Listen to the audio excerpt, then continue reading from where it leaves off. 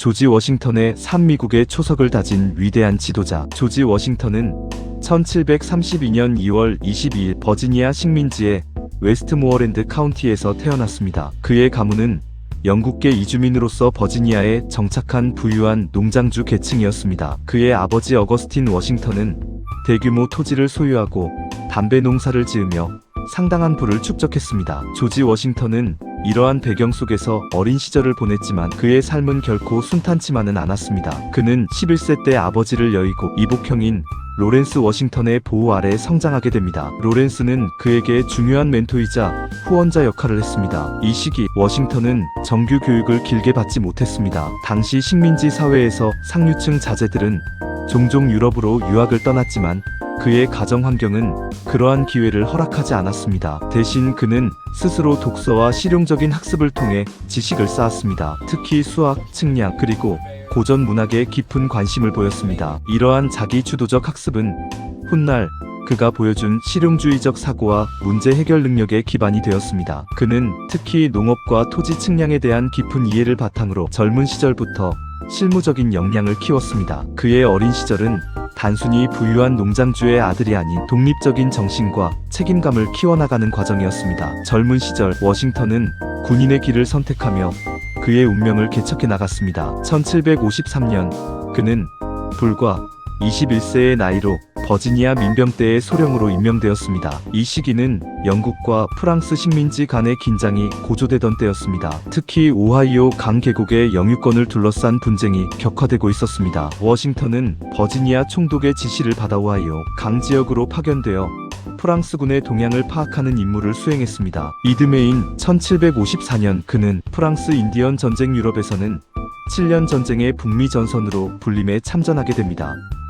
이 전쟁은 워싱턴에게 군사적 경험을 쌓는 중요한 기회가 되었습니다. 그는 프렌치 크릭 전투와 주먼빌 글로우 전투에서 지휘관으로서의 역량을 처음으로 시험했습니다. 특히 1754년 포트 네세시티 전투에서 프랑스군에게 포위되어 항복했지만 이 경험은 그에게 전장의 현실과 전략의 중요성을 깨닫게 했습니다. 이후 에드워드 브래독 장군 휘하에서 부관으로 복무하며 그는 용감함과 탁월한 리더십을 여러 차례 입증했습니다. 1755년 7월 9일 모논가일라 전투에서 브래독 장군이 전사하고 영국군이 대패하는 절망적인 상황 속에서도 워싱턴은 침착하게 병사들을 지휘하며 자녀 병력의 후퇴를 성공적으로 이끌었습니다. 그의 말 4마리가 총에 맞아 쓰러지고 그의 외투에도 여러 발의 총알이 관통했지만 그는 기적적으로 살아남았습니다. 이러한 경험은 그를 식민지 내에서 영웅으로 만들었으며 그에게 군사 전략과 전술에 대한 귀중한 통찰력을 제공했습니다. 전쟁이 끝난 후 워싱턴은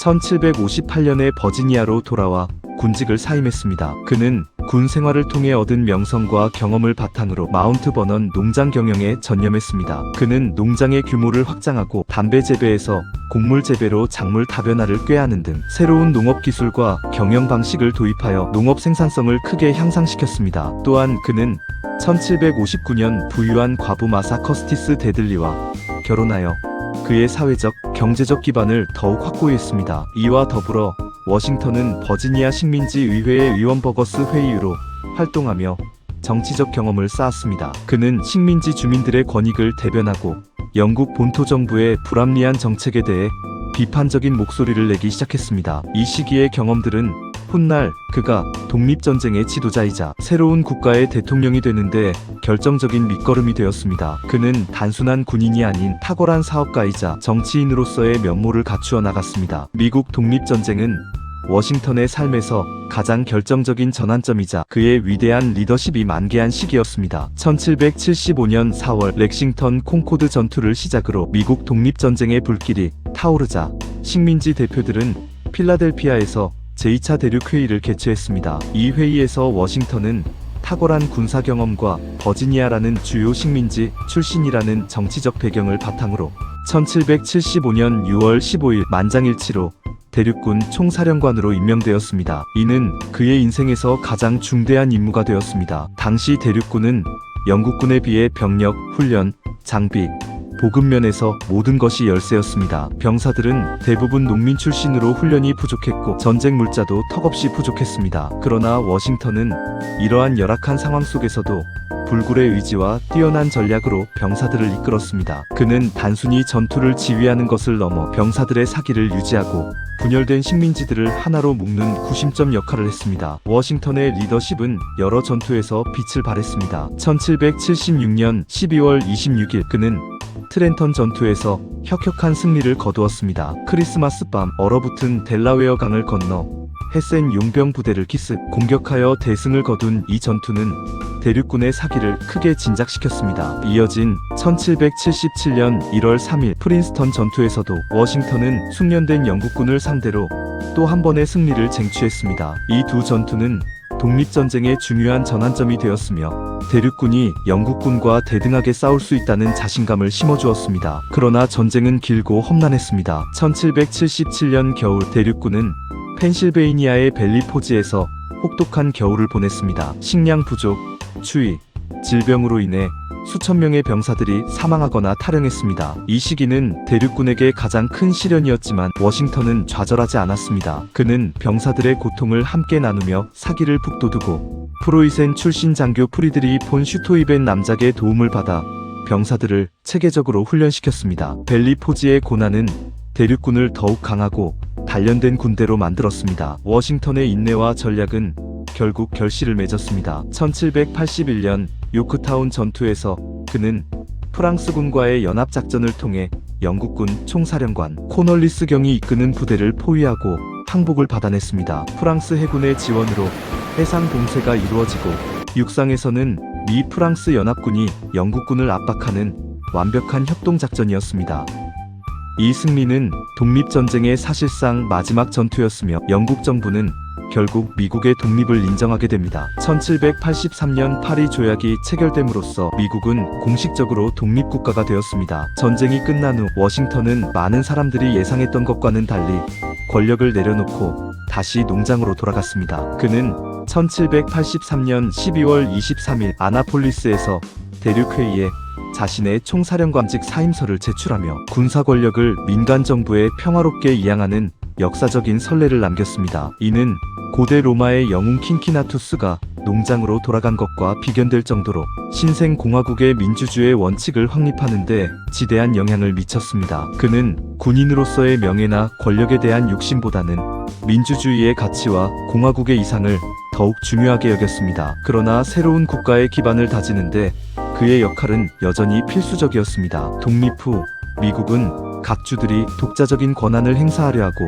강력한 중앙정부가 부재하여 정치적 혼란과 경제적 어려움을 겪고 있었습니다. 이러한 상황을 극복하기 위해 1787년 필라델피아에서 헌법제정회의가 소집되었습니다. 워싱턴은 이 회의의 의장을 맡아 혼란스러운 논의를 중재하고 헌법 초안을 성공적으로 작성하는 데 결정적인 역할을 했습니다. 이 회의에서 제정된 미국 헌법은 강력한 연방, 정부와 주정부의 권한이 균형을 이루는 새로운 정치 체제를 확립했습니다. 미국 헌법이 비준된 후 1789년 조지 워싱턴은 새로운 공화국의 초대 대통령으로 선출되었습니다. 그는 선거인단으로부터 만장일치로 표를 얻는 압도적인 지지를 받았습니다. 이는 당시 그가 미국 국민들로부터 얼마나 깊은 신뢰와 존경을 받고 있었는지를 명확히 보여주는 대목입니다. 그의 대통령 취임은 뉴욕 월스트리트의 페더럴 홀에서 이루어졌으며 그는 미국 역사상 첫 번째 대통령으로서 새로운 국가의 방향을 제시하는 막중한 책임을 맡았습니다. 대통령 재임 기간 동안 1789-1797 워싱턴은 여러 중요한 정책들을 추진하며 신생 공화국의 기틀을 확고히 다졌습니다. 그의 행정부는 강력하고 안정적인 연방 정부를 구축하는 데 중점을 두었습니다. 특히 초대 재무장관 알렉산더 해밀턴의 경제 정책을 적극적으로 지지했습니다. 해밀턴의 계획은 국립은행 설립, 국가부채 통합, 그리고 관세 부과를 통해 연방 정부의 재정을 안정화하고 신용을 확보하는 것을 목표로 했습니다. 이러한 정책들은 당시 경제적으로 혼란스러웠던 미국의 안정과 성장의 기반을 제공했습니다. 또한 워싱턴은 대외적으로 중립 외교 정책을 펼쳤습니다. 당시 유럽은 프랑스 혁명의 여파로 혼란스러웠고 영국과 프랑스 간의 갈등이 격화되고 있었습니다. 워싱턴은 이 복잡한 유럽 강대국 간의 분쟁에 휘말리지 않음으로써 신생 국가의 안정과 발전에 집중할 수 있었습니다. 이는 미국의 초기 외교 정책의 중요한 원칙으로 자리 잡았습니다. 국내적으로는 위스키 반란 진압이 그의 리더십을 보여주는 대표적인 사례입니다. 1794년 펜실베이니아 서부 지역 농민들이 주류세 위스키세에 반발하여 폭동을 일으켰습니다. 워싱턴은 직접 군대를 이끌고 반란 진압에 나섰습니다. 이는 연방 정부가 주 정부를 넘어설 수 있는 권한을 가지고 있으며 법과 질서를 유지할 책임이 있음을 분명히 보여주는 행동이었습니다. 이 사건은 연방 정부의 권위를 확립하고 새로운 헌법이 제시한 통치 체제가 성공적으로 작동할 수 있음을 입증했습니다. 그의 이러한 단호한 조치는 미국 역사상 연방 정부가 직접 반란을 진압한 최초의 사례로 기록됩니다. 그는 또한 북서부 영토의 인디언 부족들과의 관계를 안정화하기 위해 노력했으며 제2조약 트리티를 통해 영국과의 무역 관계를 개선하고 서부 요새에서 영국군을 철수시키는 데 기여했습니다. 1796년 워싱턴은 국민들에게 삼선 불출마를 선언했습니다. 그는 대통령직을 2번만 수행한 후 자발적으로 물러나는 선례를 남겼습니다. 이는 이후 미국의 모든 대통령들이 따르게 되는 중요한 전통이 되었으며 권력의 평화로운 이양과 민주주의의 원칙의 중요성을 강조하는 것이었습니다. 그의 퇴임 연설은 후대 대통령들에게 중요한 정치적 유언으로 남겨졌습니다. 이 연설에서 그는 파당 정치의 위험성, 지역주의의 배격, 그리고 영구적인 외교적 동맹을 피해야 한다는 조언을 남겼습니다. 이는 오늘날까지도 미국의 정치 지도자들이 깊이 새겨야 할 지침으로 평가받고 있습니다. 대통령직에서 물러난 후 워싱턴은 마운트 버넌으로 돌아와 평화로운 여생을 보냈습니다. 그는 다시 농장 경영에 집중했으며 노예 해방 문제에 대해서도 깊이 고민했습니다. 워싱턴은 살아생전에는 노예들을 완전히 해방시키지 못했지만 그의 유언을 통해 그가 소유했던 모든 노예들을 아내 마사의 사망 후에 해방시킬 것을 명시했습니다. 이는 당시로서는 매우 진보적인 결정이었으며 그의 도덕적 고뇌와 윤리적 책임감을 엿볼 수 있는 부분입니다. 그러나 그의 건강은 점차 약해졌습니다. 1799년 12월 12일 그는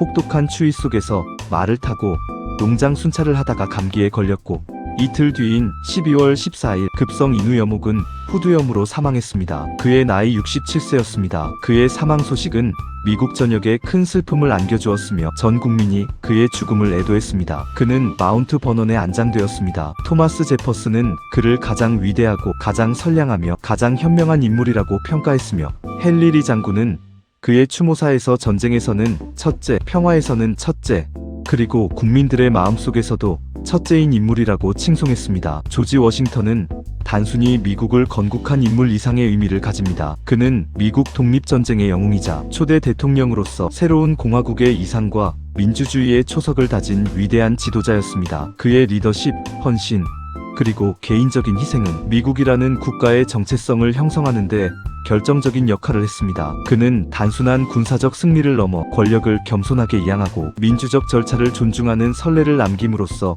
후대의 모든 지도자들에게 모범을 보였습니다. 워싱턴의 삶은 자유와 공화주의 정신의 영원한 상징이며 그의 유산은 오늘날까지도 미국인들의 정신 속에 깊이 살아 숨쉬고 있습니다. 그는 위기 속에서도 흔들림 없는 리더십으로 국가를 이끌고 개인적인 욕망보다는 공익을 우선시하며 새로운 시대의 문을 열었던 진정한 개척자였습니다. 그의 이야기는 모든 세대에게 영감과 교훈을 주는 영원히 빛나는 역사적 기록으로 남아 있습니다.